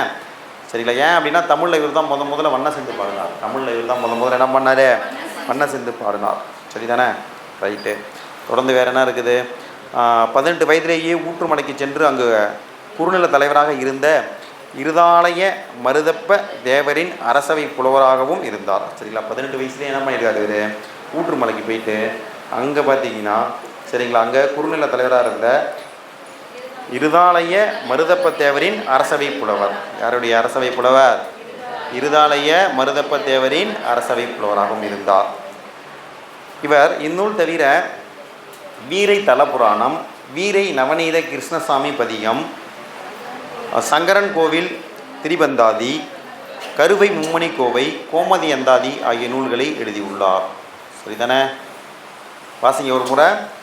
வீரை தலபுராணம், வீரை நவநீத கிருஷ்ணசாமி பதிகம், சங்கரன் கோவில் திரிபந்தாதி, கருவை மும்மணி கோவை கோமதி அந்தாதி இதெல்லாம் இவர் எழுதிய வேற நூல்கள். இவர் எழுதிய வேற நூல்கள். வீரைன்னு வந்தால் இவர் பேரை போட்டிருக்கு. சரிதானே? நம்ம புக்கில் இங்கே தான் பார்க்குறோம். வீரைங்கிற பேரில் இவர் தான் எழுதியிருக்காருன்னு பார்க்குறோம். சரிங்களா? ஒரு ஷார்ட்கட் எழுதுங்க. கரூரில் 3 மணிக்கு கோமதி சங்கருடன் திரிந்ததாக வீரர் அண்ணா சொன்னார். கரூரில் 3 மணிக்கு கரூரில் 3 மணிக்கு கரூரில் 3 மணிக்கு கரூரில் 3 மணிக்கு சரிங்களா? கரூரில் 3 மணிக்கு கோமதி சங்கருடன் திரிந்ததாக கோமதி சங்கருடன் திரிந்ததாக கோமதி சங்கருடன் திரிந்ததாக கோமதி சங்கருடன் திரிந்ததாக சரிங்களா? வீரர் அண்ணா சொன்னார். வீரர் அண்ணா சொன்னார். வீரர் அண்ணா சொன்னார். வீரர் அண்ணா சொன்னார் இல்லையாச்சா? கரூரில் 3 மணிக்குன்னா என்ன அர்த்தம்? கரூர் மும்மணி கோவைன்னு அர்த்தம். சரிங்களா? கோமதி அப்படின்னா கோமதி அந்தாதி. சரிங்களா? சங்கருடன் அப்படின்னா சங்கரன் கோவில் திரிபந்தாதி. சங்கரன் கோவில் சங்கருடன் திரிந்ததாக அப்படின்னா சங்கரன் கோவில் திரிபந்தாதி. வீரர் அப்படின்னா வீரை தலபுராணம் வீரை நவநீத கிருஷ்ண சாமி பதிகம். அண்ணான்னா அண்ணாமலையா. சரிங்களா? சொன்னார்னா சென்னிக்குளம் அப்படின்னு வச்சுக்கிங்க. சொன்னார்னா என்னதுங்க? சென்னிக்குளம் அப்படின்னு வைத்துக் கொள்ளுங்கள். சரிதானே? புரிஞ்சுதா என்ன அப்படின்னு? ஷார்ட்கட் எழுதிட்டீங்கன்னாவே போதும். ஷார்ட்கட் வந்து அப்படியே டேட்டாவை அப்படியே ஷார்ட்கட்டாக மாற்றிருப்பேன். சரிங்களா? காமெடி சிந்து வந்து சந்தை இலக்கியம்னு அழைக்கப்படுகிறது. அதனால தான் இங்கே தோன்றிய சிறந்த சந்தை இலக்கியம்னு சொல்லியிருந்திருக்காங்க. சரிங்களா? இவருடைய காலம் பார்த்தீங்கன்னா 1861 இருந்து கேட்க வாய்ப்பு குறைவு இருந்தாலும் குறிச்சிக்கிங்க. 1861 இருந்து 1890. 1800 எத்தனை ஆண்டுகள் தான் வந்திருக்காரு? 29 ஆண்டுகள் தான் வந்திருக்காரு. பாரதியார் எத்தனை ஆண்டு காலம் வந்தார் சொல்லுங்க? பாரதியார் எப்போ பிறந்தார்? 1882. எப்போ மறைந்தார்? 1921. சரிதானே? அவருடைய வாழ்நாள் காலம் பாரதியார் 1882 இருந்து 1921 வரைக்கும் வாழ்ந்தவர். அவருடைய வாழ்நாள் காலம் எவ்வளவுங்க? ஏற்கனவே ஒரு 21 இருக்குது. சரிதானே? 39. ஆனால் சென்னிக்குள்ள அண்ணாமலையா 29 வருஷம் தான் வாழ்ந்திருக்காரு. எத்தனை வருஷம் தான் வாழ்ந்திருக்காரு? 29 வருடம் தான் வாழ்ந்திருக்காரு. சரிதானே? ரைட். இதெல்லாம் முக்கியம். சரி, அப்படியே கவனிங்க. சொல்லும் பொருளும் இருக்குது. என்ன இருக்குதுங்க? சொல்லும் பொருள் இருக்குது. புயம்னா தோல். புயம்னா என்னதுங்க? தோல். வரைனா மலை. இங்கே பாருங்க, புயம்னா தோல். புயம்னா என்னதுங்க? தோல். சரிதானே? வரைனா என்னதுங்க? மலை. மலை வரை வான்னு ஷார்ட்கட் பார்த்தோமா? டக்குன்னு மலை வரை வா. மலை வரை வா. மலை வரை வா. அடுத்தது வண்ணம்னு இருக்குது. 2 சுழி இன் வந்திருக்கு. சரிதானே? 3 சுழி இன் வந்தால் என்ன அர்த்தம்? வண்ணம்னா நிறம், கலர்னு அர்த்தம். இங்கே 2 சுழி இன் வந்திருக்குது. வண்ணம்னா அழகு. வண்ணம்னா சரிங்களா? வண்ணம்னா அழகம், அழகுன்னு அர்த்தம். வனப்புனாவும் அழகு தான். என்னதுங்க? வனப்பு அப்படின்னாவும் அழகு தான். சரிங்களா? வண்ணம் வனப்பு அப்படின்னா அழகுன்னு பொருள். என்னன்னு பொருளுங்க? அழகுன்னு பொருள். சரிதானே? ரைட்டு. அடுத்து பாருங்கள், கழுகாசலம் இருக்குது. என்னான்னு இருக்குங்க? கழுகாசலம் இருக்குது. அப்படி என்ன அர்த்தம்? கழுகு மலைன்னு அர்த்தம். என்னென்னு அர்த்தம்? கழுகு மலைன்னு அர்த்தம். சரிங்களா? அடுத்து பார்த்தீங்கன்னா துஜஸ்தம்பம்னு இருக்குது. சரிங்களா? கொடிமரம். துஜஸ்தம்பம்னா என்ன பொருள்? கொடிமரம். சரிதானே? கொடிமரம்னு இருக்குது. தம்பம்னா மரம். அப்போ துஜஸ்னா கொடின்னு அர்த்தம். துஜஸ்னாதுங்க கொடின்னு அர்த்தம். அடுத்து பார்த்தீங்கன்னா சலராசின்னு இருக்குது. என்னான்னு இருக்குங்க? சலராசின்னு இருக்குது. சலம்னா சலம்னா என்னதுங்க? நீர். அப்போ சலராசினா கடலில் வாழும் மீன் முதலிய உயிர்கள். சரிங்களா? சலராசி. ஜலம்னா நீர், அது நமக்கு தெரியும். சரிதானே? What is the next one? விலாசம் இருக்குது. என்னான்னு இருக்குங்க? விலாசம் இருக்குது. விலாசம்னா அழகா. விலாசம்னா என்னதுங்க? அழகே உன் விலாசம் என்ன அப்படின்னு ஷார்ட்கட் வச்சுக்கிங்க. அழகே உன் விலாசம் என்ன? அழகே உன் விலாசம் என்ன?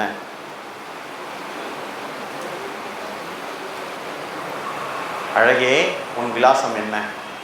சரிதானே? Right. What is the next one? என்னான்னு இருக்கு?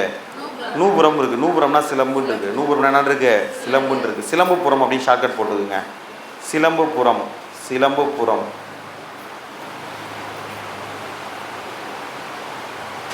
சிலம்புப்புறம் அப்படி ஷார்ட்கட் போட்டுக்குங்க. அடுத்து என்ன இருக்குது? மாசுனம் இருக்குது. மாசுனம்னா பாம்பு. மாசம்னா என்னதுங்க? பாம்பு. சரிதானே? மாசுனம்னா பாம்பு. மாசு இருந்தால் பாம்பு வரும். மாசு இருந்தால் பாம்பு வரும்.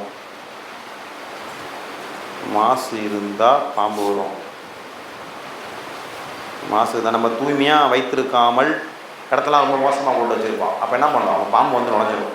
சரி தானே? அடுத்து பாருங்கள். What is the next one? Engine இருக்குது. இன்ஜினா மதில். இன்ஜின் என்னதுங்க? மதில். இன்ஜின் என்னதுங்க? மதில். சரி தானே? மதிலில் இஞ்சி இருக்குது அப்படின்னு ஒரு ஷார்ட்கட் வச்சுக்கோங்க. மதிலில் இஞ்சி இருக்கிறது. மதிலில் இஞ்சி இருக்கிறது. மதிலில் இஞ்சி இருக்கிறது. மதிலில் இஞ்சி இருக்கிறது. இல்லையாச்சா? Okay. What is the next one? உம்பர். உம்பர்ன்னு இருக்கா? உங்களுக்கு உம்பர்னா தேவர்ன்னு இருக்கா? இல்லை. ஓகே. புயல்னா மேகம்னு இருக்குது. புயல்னா என்னான்னு இருக்குங்க? மேகம். அதுதான் உங்களுக்கு தெரியுமே, புயல் மேகம். சரிங்களா? புயல் மேகம்னு சேர்த்து என்ன வச்சுக்கலாம்? கரங்கும்னா சுழலும்னு அர்த்தம். கரங்கும்னா என்ன அர்த்தம்? சுழலும்னு அர்த்தம். கரங்கும்னா சுழலும் பொருள். சுழலும் பொருள். சரி தானே? ஓகே.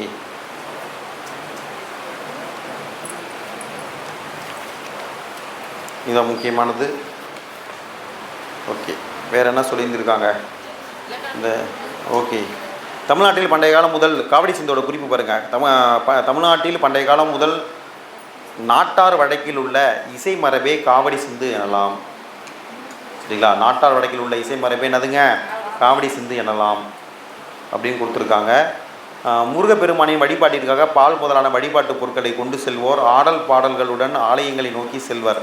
அவர்களின் வழிநடை பாடல் வகைகளிலிருந்து காவடி சிந்து என்னும் பாவடியும் தோன்றியது. சரிதானே? அப்போ வந்து வழிபாட்டு பொருட்கள் எடுத்துகிட்டு போவாங்க. எடுத்துகிட்டு போகும்போது என்ன பண்ணுவாங்க? ஆடல் பாடலுடன் ஆலயங்களை நோக்கி செல்வார்கள். கோவிலுக்கு போகும்போதுங்க ஏங்க இதுக்கு முன்னாடி பக்கம் 56ஆம் பக்கத்தில் இருக்கோம். இங்கே இருக்கோம் 56ஆம் பக்கத்தில் இருக்கோம். சரி தானே? பாதி பேர் தேடுறாங்க எங்கே இருக்குன்னு தெரியாமல். உங்களுக்கு 67ஆ? சரி, 62ஆம் பக்கத்தில் இருக்குது. இப்போ நம்ம ஏற்கனவே நூல்வெளி பார்த்தோம்னா அதுக்கு முன்னாடி பக்கத்தில் இருக்குது. நூல்வெளியோடைய முன்னாடி பக்கத்தில் காவடி சிந்தனை நான் குறிப்பு கொடுத்துருக்காங்க. சரி தானே? ஓகே.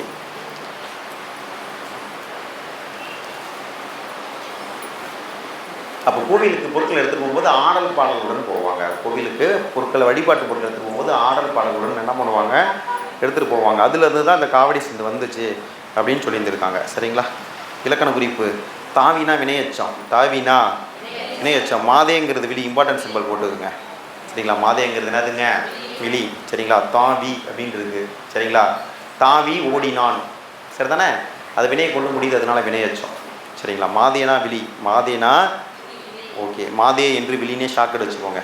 மாதே. மாதானா? மாதா என்றால் என்ன? மாதா பிதா குரு தெய்வம். மாதானா அம்மா தானே?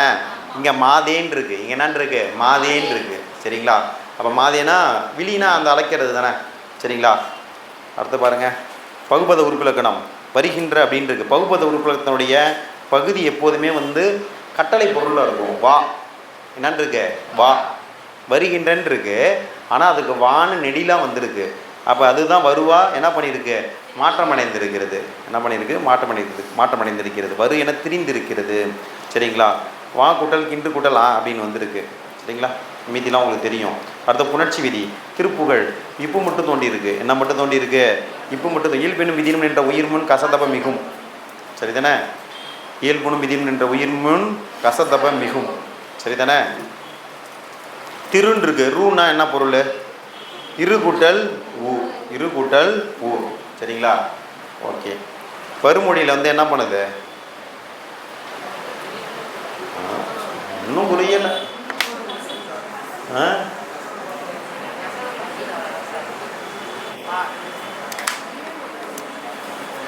இங்கே திருக்கூட்டல் புகழ் இருக்குங்க. என்னன்னு இருக்குங்க? திருக்கூட்டல் புகழ் இருக்கு. சரிதானே? ரூன்னா என்ன அர்த்தம்? இரு கூட்டல் மூணு அர்த்தம். சரிங்களா? பூன்னு என்ன அர்த்தம்? இப்பு கூட்டல் மூணு அர்த்தம். சரிதானே? அப்போ ஏற்கனவே இருக்கிறதுல பார்த்தீங்கன்னா உயிர் நிலைமொழியில் வந்து உயிர் எழுத்து இருக்குது. இது உயிர் ஈறு என்னதுங்க? மறுமொழியில் மெய் முதல், முன்னாடினா முதல், கடைசியிலனா ஈறு. சரிதானே? அப்போ இங்கே கசதப்பம் வருது. சரிங்களா? அப்படி கசதப்பம் வரதால கசதப்பம் மிகுது. சரிதானே? இயல்பினும் விதியினும் நின்ற உயிர் முன். சரிங்களா? நிலைமொழியில் உயிர் எழுத்து இருந்துச்சுன்னா மறுமொழியில் வந்து கசதப்பம் வந்தால் என்ன பண்ணோம்? மிகும். என்ன பண்ணோம்? மிகும். சரிதானே?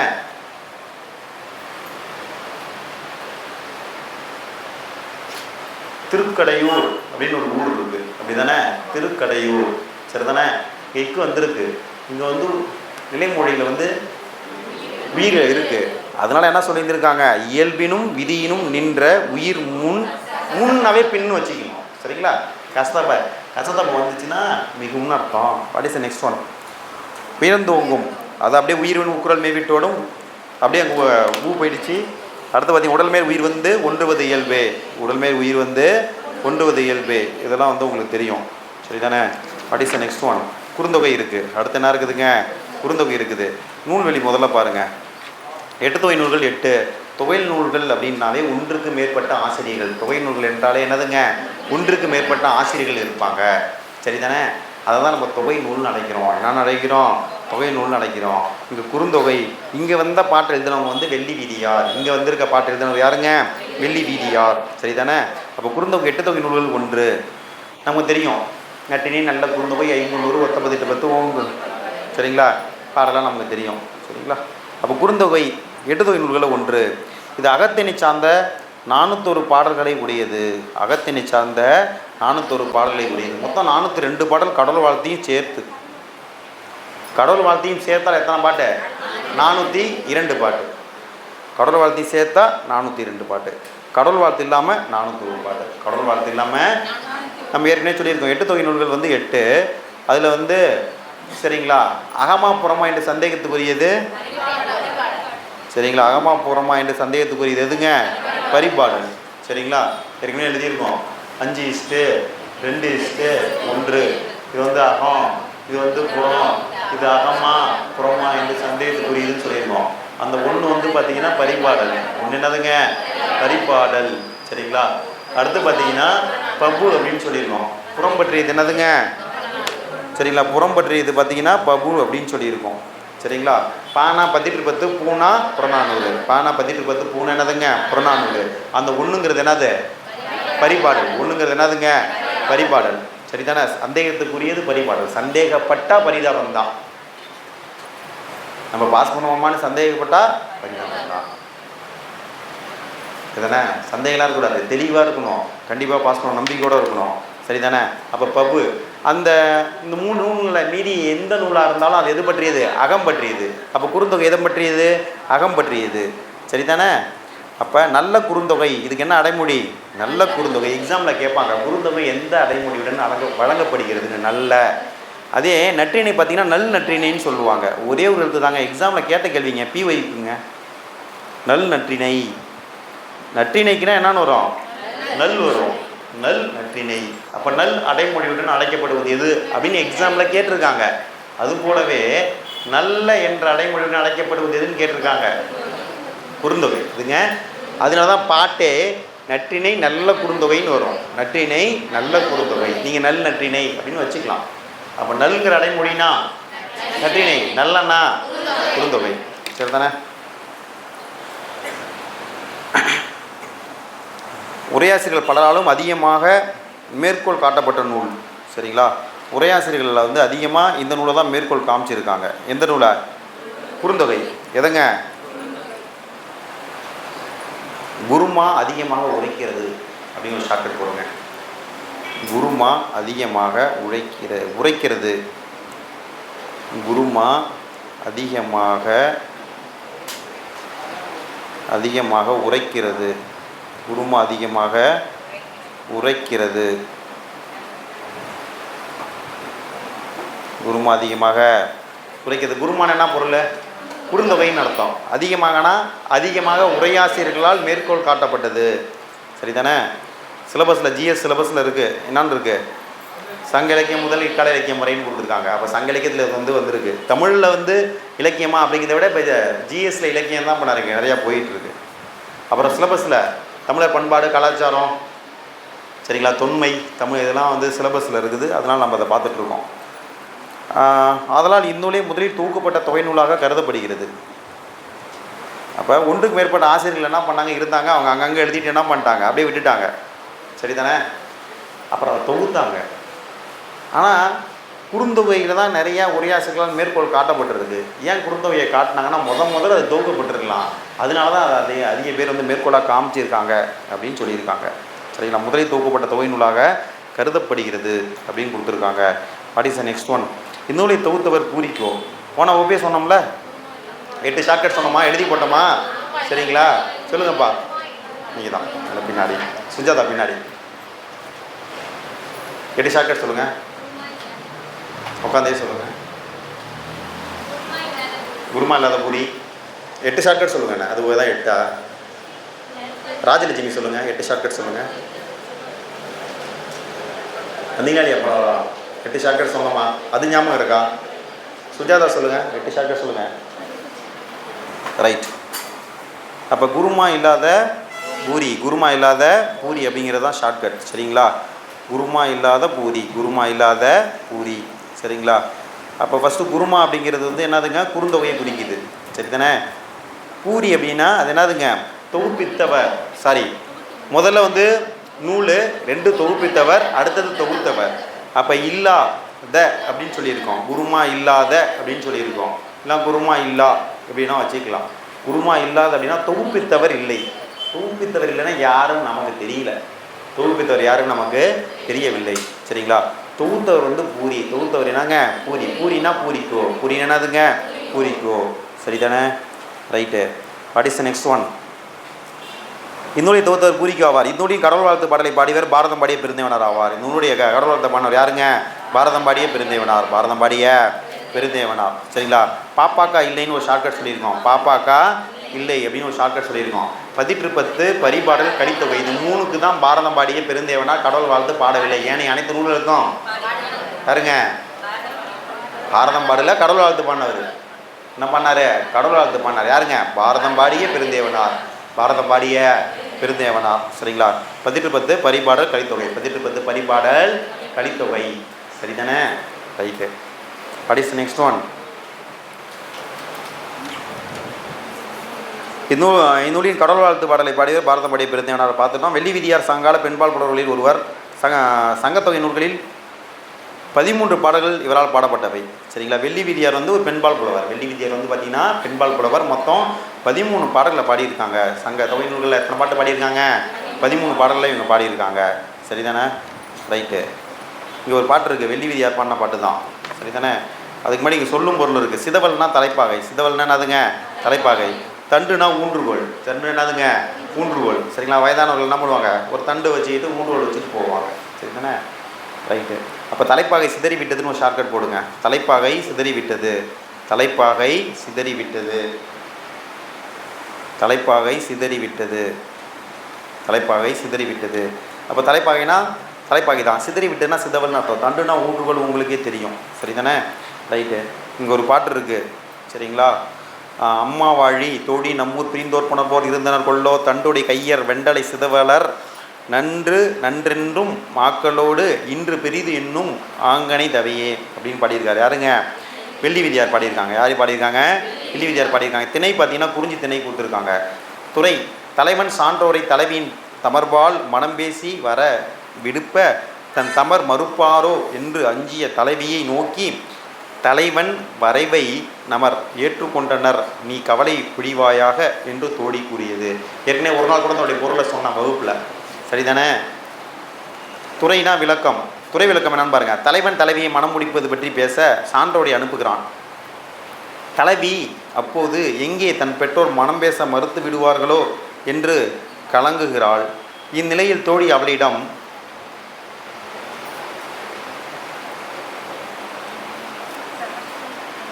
சரிங்களா? இந்நிலையில் தோழி அவளிடம் தலைவனின் தரப்பை தலைவியின் பெற்றோர் ஏற்றுக்கொண்டனர் என்று தேற்றுகிறாள் அப்படின்னு சொல்லியிருந்திருக்காங்க. ஓகே, அதான் இதோடைய பொருள். பாடலின் பொருள் பாருங்கள். ஊர் மக்களின் அவையில் முன்பு பலமுறை தலைவனின் பரிச பொருட்கள் திருப்பி அனுப்பப்பட்டன. தலைவி இன்றோ தலைப்பாகை அணிந்து கையில் தண்டுடன் இருக்கும் முதியவர்கள் மூலமாக தலைவன் போதும் என்று சொல்லக்கூடிய அளவு பரிச பொருட்களை கொண்டு வந்து அவை முன் வைத்துள்ளான். மனம் பேச செய்துள்ளான். அவையில் இருந்த தலைவியின் உறவினரும் கண்டு நன்று நன்று என்று கூறி மகிழ்ந்தனர். நம்முடைய ஊரில் முன்பெல்லாம் பரிசு தொகை போதவில்லை என்பதற்காக பிரித்து விடப்பட்ட தலைவன் தலைவியரை போதிய பரிசு தொகை கிடைத்தவுடன் சேர்த்து வைப்போர் இருந்தனர் தானே என்று தோழி கூறுகிறாள். இப்பாடல் நேரிசை ஆசிரியப்பா. அதாவது பரிசம் போட வராங்க. நான் போன வகுப்பில் கூட சொன்னேன் அதை, சரிங்களா? அப்போ நிறைய பொருள் பரிசம் போட கொண்டு வந்துருக்காங்க. முன்னாடி என்ன பண்ணிட்டாங்க, போய் பொண்ணு கேட்பாங்க, மறுத்துருவாங்க. தலைவன் வந்து பொண்ணு கேட்பார், தலைவி வீட்டில் வந்து என்ன பண்ணுவாங்க, மறுத்துருவாங்க அவங்க உறவினர்கள். ஆனால் வந்து இந்த முறை போதுன்னு சொல்கிற அளவுக்கு நிறையா பரிசு பொருட்களை அனுப்பி வைத்திருக்காங்க, சரி தானே? அதனால் வந்து மூத்தவர்கள் என்ன பண்ணிக்கிட்டாங்க, சரின்னு ஏற்றுக்கிட்டாங்க. அதெல்லாம் நீ ஒன்றும் வருத்தப்படாத, நீ ஒன்றும் என்ன பண்ணாத, வருத்தப்படாத. இப்போ நீங்கள் இருக்கீங்க, லவ் பண்ணுறீங்க, உங்கள் லவர் வீட்டில் வந்து பொண்ணு கேட்க வராங்க. என்ன ஆகுமோ ஏதாகுமோன்னு பதப்பதப்பாக இருப்பீங்க. யார்கிட்ட ஃப்ரீயாக பேசுவீங்க, உங்கள் தோழிகிட்ட சொல்வீங்க. சரி ஏற்றுவாங்களா ஏற்றுக்க மாட்டாங்களான்னு தெரியல, என்ன நடக்க போகுதுன்னு தெரியல அப்படின்னு. அதுபோல் அங்கேயும் சொல்லியிருக்காங்க. அப்போ தோழி கவலைப்படாத, நம்ம சான்றோர்கள்லாம் அவங்க உறவினரை ஏற்றுக்கிட்டாங்க, சரிங்களா? அதனால் வந்து சொல்லியிருக்காங்க. நிறையா பரிசு பொருள் கொடுத்தாங்கன்னா ஏற்றுப்பாங்க போல், அவங்களாம் இருந்திருப்பாங்களாட்டுக்கு அப்படிங்கிற மாதிரிலாம் சொல்லி தேட்டுக்கிறாள், சரி தானே? பிரிந்தோர் இலக்கண குறிப்பு. பிரிந்தோர்னா என்னதுங்க, வினையால் அணையும் பெயர். நன்று நன்றுங்கிறது அடுக்கு தொடர்.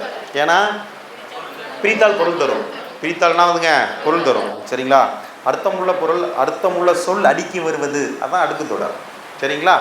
சலசல இரட்டை கிளவி. ஏன்னா சலசலன்னு இருக்காது, பிரித்தா பொருள் தராது. பிரித்தால் என்ன பண்ணாது, பொருள் தராது.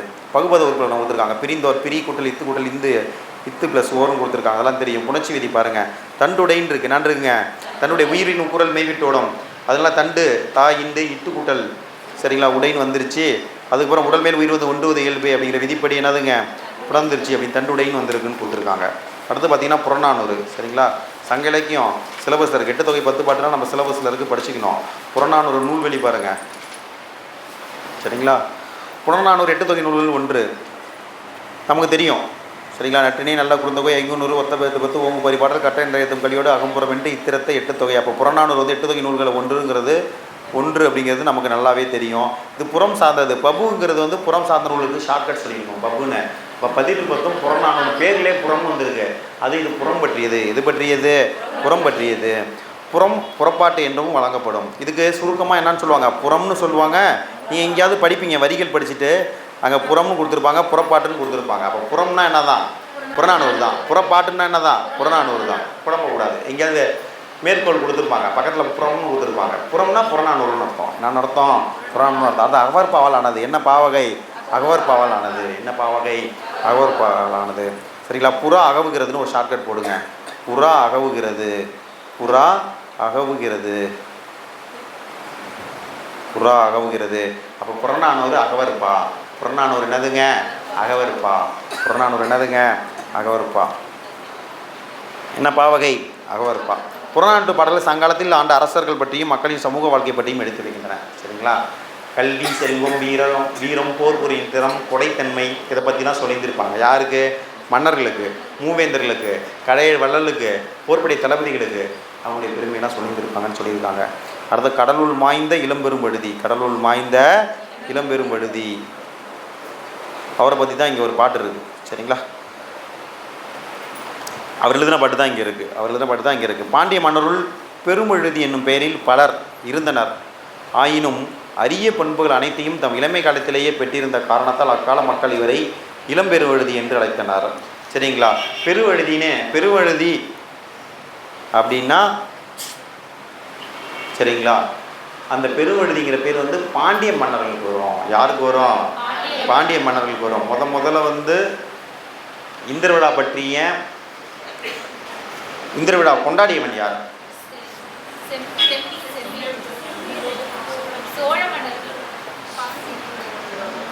எந்த மன்னன்? முழு நேம் என்ன?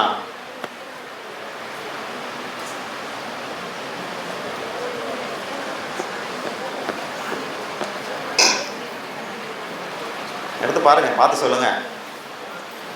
டக்குன்னு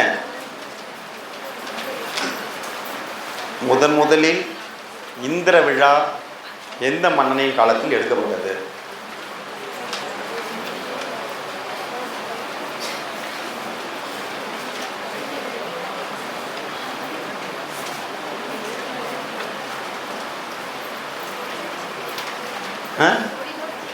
முழு நேம்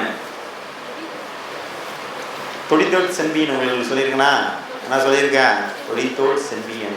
சரிதானே? செம்பியன் அப்படிங்கிற பேர் வந்து சோழர்களை குறிக்கும். அந்த சேர சோழ பாண்டியர் இருக்குது. சில சொற்கள் வந்து யாரை குறிக்கும் அப்படிம்பாங்க. பெருவழுதி அப்படின்னா அதை யாரை தான் கொடுக்கணும்? பாண்டியனை தான் குறிக்கும். யாரை தான் குறிக்கும்? பாண்டியனை தான் குறிக்கும். சரிங்களா? தூங்கில் எறிந்த தொடுத்தோட் செம்பியன் சொல்லியிருப்பேன். தூங்கில் எறிந்த, சரிங்களா, தூங்கில் எறிந்த தொடுத்தோட் செம்பியன் சொல்லியிருந்திருப்பேன். முதல்ல அவனுடைய காலத்தில் தான் இந்திர விழா எடுக்கப்பட்டது. அப்போ இங்கே பெருவழுதினா பாண்டிய மன்னனை குறிக்கும். யாரையை குறிக்கும்? பாண்டிய மன்னனை குறிக்கும். யாரை குறிக்கும்? பாண்டிய மன்னனை குறிக்கும். ஆனால் இவன் ஏன் கடலூர் மாய்ந்த இளம்பெருவழுதின்னு அழைக்கிறோம்?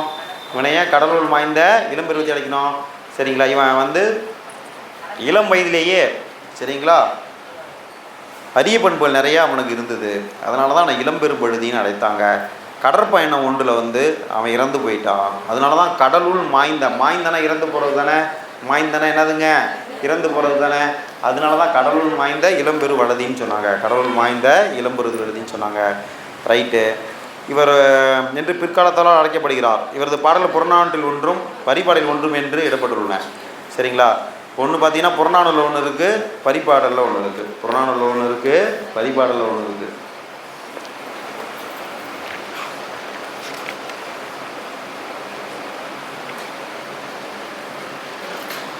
தூங்கையில் எறிந்த தொடித்தோட் செம்பியன் அப்படின்னு சொல்லியிருக்கேன்.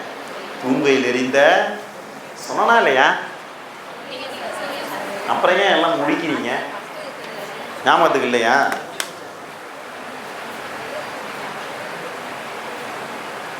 தூங்கையில் எறிந்த, சரிங்களா, தூங்கையில் எறிந்த தொடித்தோட் செம்பியன். தொடித்தோட் செம்பியன் இவெல்லாம் முதல் இந்திர விழா எடுத்தான். இந்திர விழா வந்து பார்த்திங்கன்னா 28 நாட்கள் நடைபெறும். எத்தனை நாட்கள் நடைபெறும்? நான்லாம் ஒரு கொஸ்டின் சேர்த்தா தான் அந்த கேள்வியை கேட்பேன். அதான் நீங்கள் இல்லையே அப்படிங்களா? தூங்கையில் எறிந்த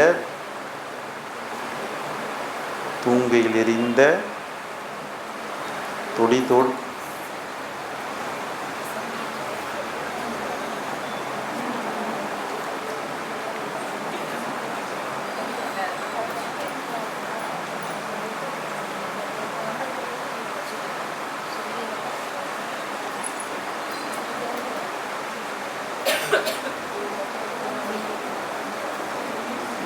தூங்கையில் எறிந்த தொடித்தோட் செம்பியன். இவர் தான் முதல்ல இந்திர விழா எடுத்தார். இவர் தான் முதல்ல எக்ஸாமில் கேட்டிருந்தாங்க, செம்பியன்கிறது எந்த மன்னனை குறிக்கும் அப்படின்னு கேட்டிருந்தாங்க. சோழ மன்னர்களை குறிக்கும். யாரை குறிக்கும்? சோழ மன்னர்களை குறிக்கும். சரிங்களா? எக்ஸாமில் கேட்டிருந்தாங்க. இவர் பேரை வச்சு ஆன்சர் பண்ணோம். Answer correct. சரி தானே? த நெக்ஸ்ட் பாயிண்ட் இஸ் என்ன பார்த்துட்ருக்கோம்? இளம்பெருவழுதி. பெருவழுதினா பாண்டிய மன்னனை குறிக்கணும். யாரை குறிக்கும்? பாண்டிய மன்னனை குறிக்கும். இளம்பெருவழுதினா இளம் வயதிலேயே அரிய பண்புகள் நிறையா இருந்தது. அதனால் இவனை இளம்பெருவழுதின்னு அழைச்சாங்க. சரிதானே? கடவுள் மாய்ந்த இளம்பெருவழுதின்னு அழைக்கிறாங்க. ஏன்னா இவன் கடல் பயணம் ஒன்றில் இறந்து போயிட்டான். அதனால் கடவுள் மாய்ந்த இளம்பெருவழுதின்னு இவர் அழைக்கிறாங்க. சரிதானே? அடுத்த நெக்ஸ்ட் ஒன். இவரது பாடலில் புறநாட்டில் ஒன்றும் பரிபாடலில் ஒன்றும் இருக்குது. சரிங்களா? புறநாட்டில் ஒன்று, பரிபாடலில் ஒன்று இருக்குது. ஏற்கனவே பார்த்தீங்கன்னா வெள்ளி வீதி எத்தனை பாட்டு? 13 பாட்டு. சங்க இலக்கியங்களில் சங்கத்தொகை நூல்களில் வந்து 13 பாட்டு இருக்குது அப்படின்னு படித்தோம். சரிதானே? ரைட்டு. வேறு என்ன?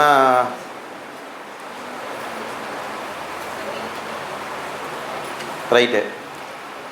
அடுத்ததுக்கு மேலே பார்த்தீங்கன்னா